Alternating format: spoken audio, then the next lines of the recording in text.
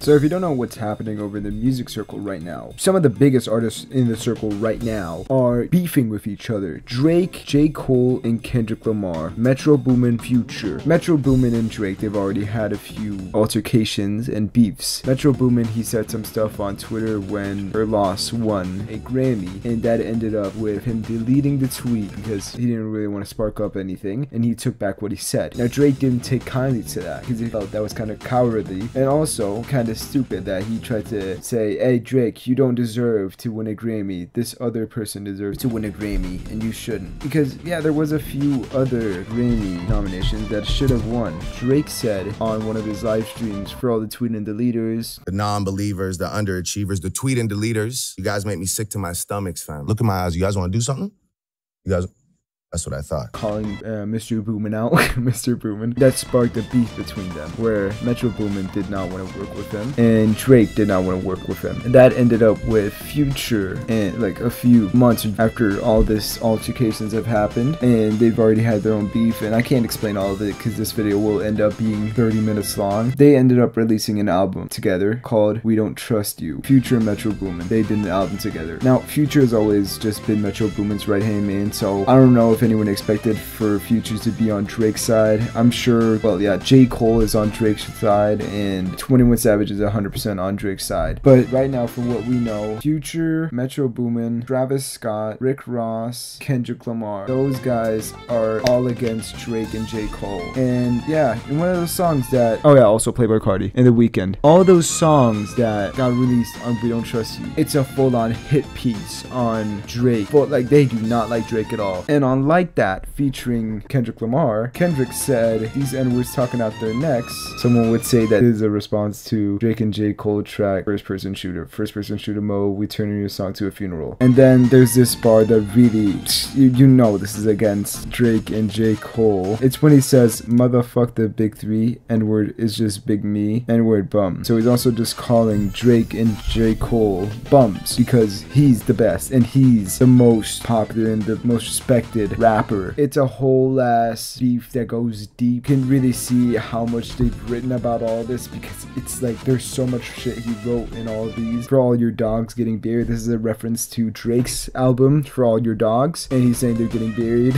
And then he said, N-word, Prince outlived Mike Jack, N-word bum. Prince is Kendrick's idol, and Drake's, famously his idol, is Michael Jackson, which we can see in some of his music videos. For example, there's one song, First Person Shooter, where they reference Kendrick and say he's in the big three with them, and that annoyed Kendrick because he does not want to be in the same league as them because he's better. So he went straight to the idols and said, my idol outlived your idol and is better. So yeah, and then he says, I crash out like fuck rap. That's literally just him saying fuck rap. I got two T's with me, I'm snatching chains and burning tattoos. He's talking about he's snatching Drake's chain, his OVO chain, and burning his OVO tattoo. Like, this whole verse by Kendrick is like compact with so much shit. I'm gonna be linking it in the description or comments because there's so much shit that I can't really say anything about because there's like it goes deeper. Kendrick is really like, after this, a week later after this, J. Cole releases a whole ass album called Might Delete Later. Now, a lot of people expected his next album was gonna be The Fall Off. That didn't end up being the case. It ended up like, I'm happy a new J. Cole album is out. What I'm not happy about is it's not that good. It's not J. Cole level, but still, we're still gonna look at this. He also disses Kendrick on Pie, but the one song where he disses Kendrick the most is 7 Minute Drill. It's literally about dissing Kendrick. 7 Minute Drill serves an anticipated response to Kendrick Lamar's disses on Like That, which were aimed at Cole and Drake, and cast shade on the consistency and quality of Kendrick's discography. I wouldn't say any rapper is better than the other because that would just be, oh, nigga!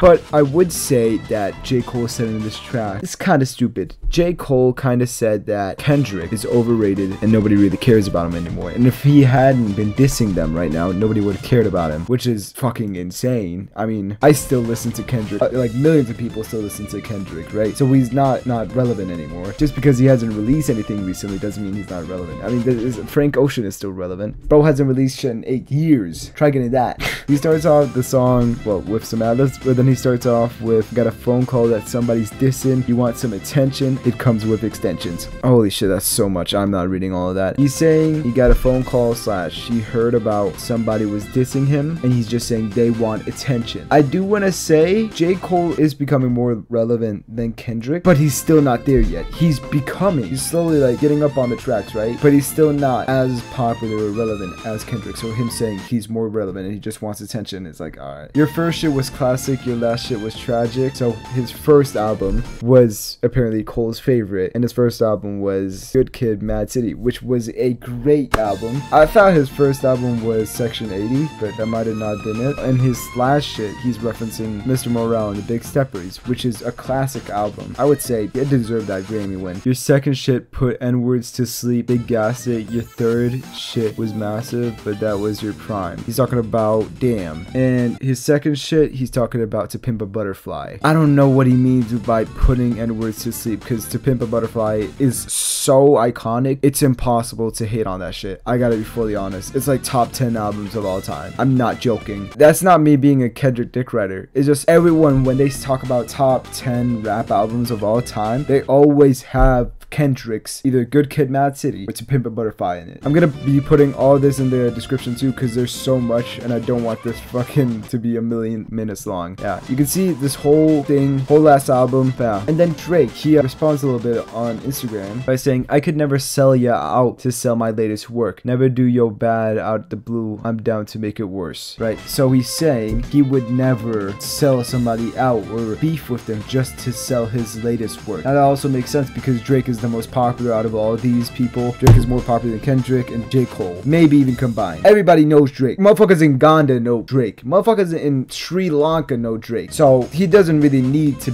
get record sales or to go on tour. He doesn't need that. Do J. Cole and Kendrick need that? Not really, because if Kendrick goes on tour like tomorrow, people are still gonna go. Drake is Mr. Clout, in the words of Young Thug. He do it for clout and not need no motherfucker clout. That's Mr. Clout. He's Mr. Clout. He doesn't need that. He also says they'd rather go to war with me than admit they're their own worst enemy. So he's saying that Kendrick, Metro Boomin, and Future are their own worst enemy. Later, after all this, J. Cole apologizes while performing. I think it was a few days ago or like yesterday, I think. And I pray that God align me back up on my purpose and on my path. You know what I mean? I pray that my nigga really didn't feel no way. And if he did, my nigga, I got my chin out. Take your best shot. I'm gonna take that shit on the chin, boy. Do what you do. And I pray that, I pray that y'all are like, forgive a nigga for like the misstep, and then I can get back to my true path. So as we can hear, J. Cole is apologizing for what he said about Kendrick. I don't know. I just kind of feel like that's cowardly. Like, you said all this stuff and you puffed out your chest and you tried to act like big in that stuff, and then just for you to say, oh bro, I'm sorry, I hope my brother didn't take it anyway, I hope God can realign me on that stuff. It's like, man, but you ignited it. You put wood in the flame by releasing a whole ass album, which was fucking crazy to do. A whole ass album.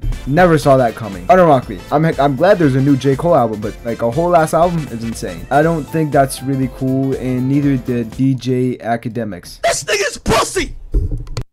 Facts! Nigga, friend fault, nigga. It could be my mama who dropped that Kendrick verse. I'm giving her the beats! Fuck is you talking about? This is hip-hop! What the fuck? You acting like you and Kendrick are lovers! You acting like it's Meek Mill and Diddy! I cannot. Okay, wait. Alright, but yeah, that's really what happened in the situation. There's so many more detailed videos, so please go search out about this topic more, because I can't talk about it at all without like a little bit of shit being wrong. Search out more topics surrounding this and more videos about this situation, because it's an interesting situation. I'm sure anybody who's watching this video would love to learn about it more. Subscribe, and yeah, I've been blabbering for too long. See ya.